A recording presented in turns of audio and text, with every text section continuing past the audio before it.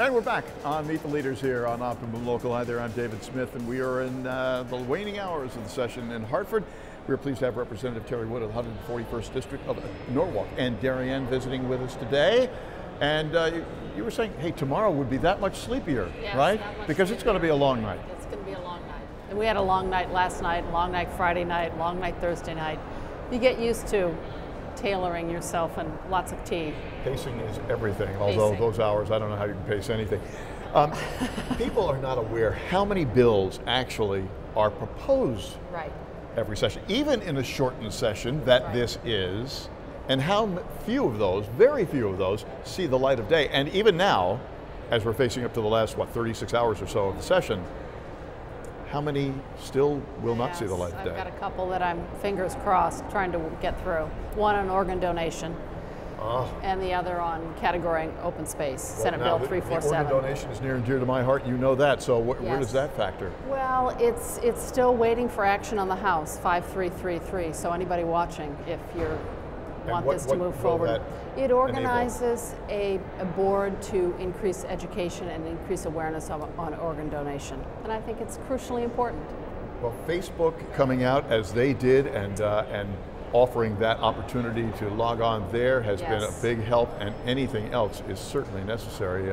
I forgot the stark numbers of people who die every day waiting for those things, so it really is critically important. So, committee, if you're listening, get that across for my parochial vision. Yes. What have you seen that you particularly liked, and what hasn't been quite as positive this go around? Good question. I love the education bill, the original education bill. I thought it had a lot of strength, a lot of guts, a lot of things that would benefit kids who particularly needed it. How about the modifications that have taken place? I didn't agree with the modifications too much. Okay. I thought charter schools should be funded as they were in the original bill.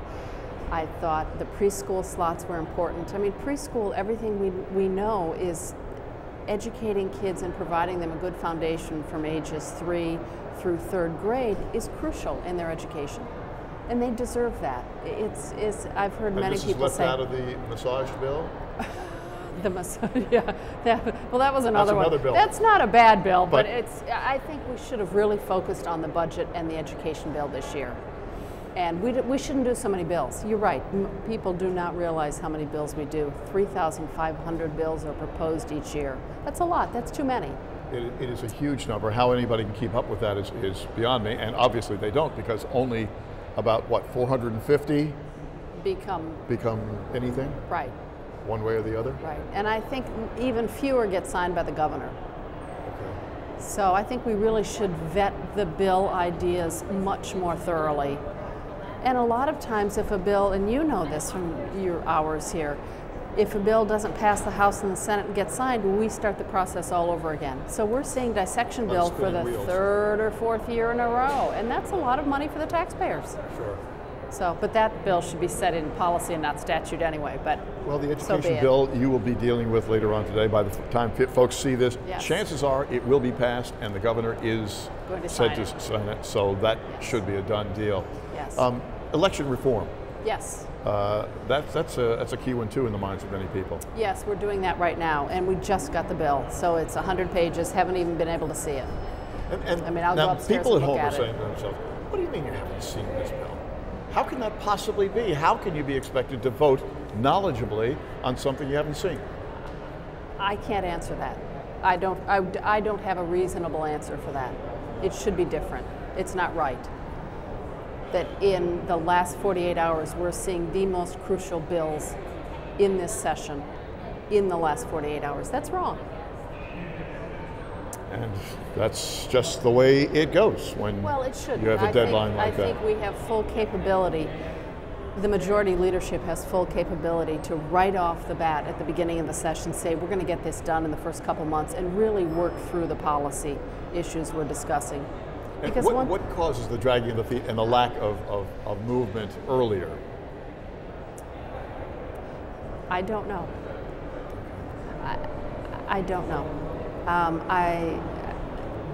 Because every organization I've ever been involved in, it's the nonprofits. I come from a lot of experience in the nonprofit world, and there's a lot more collective listening, there's a lot more honesty at the table, there's less political gerrymandering. It just should be a more thoughtful process and take more time. And I think it's frustrating. It must be frustrating for the citizens of the state. Well, they don't catch up with it. They only know that it passed or didn't pass, and that's the story, right. And they assume that everybody's been knowledgeable about it right. as they make their vote. It should be. We should do far fewer bills. We should take a lot more time with the most important bills. Good luck for the rest of this term. Thank you. Always a pleasure. We will look forward to seeing you in the not-so-distant future. Yes. All the best to you. And that's Representative Terrie Wood. Thank you. And that is all the time we have on this edition. From Hartford, I'm David Smith. Exciting times. More to come. We'll see you next time.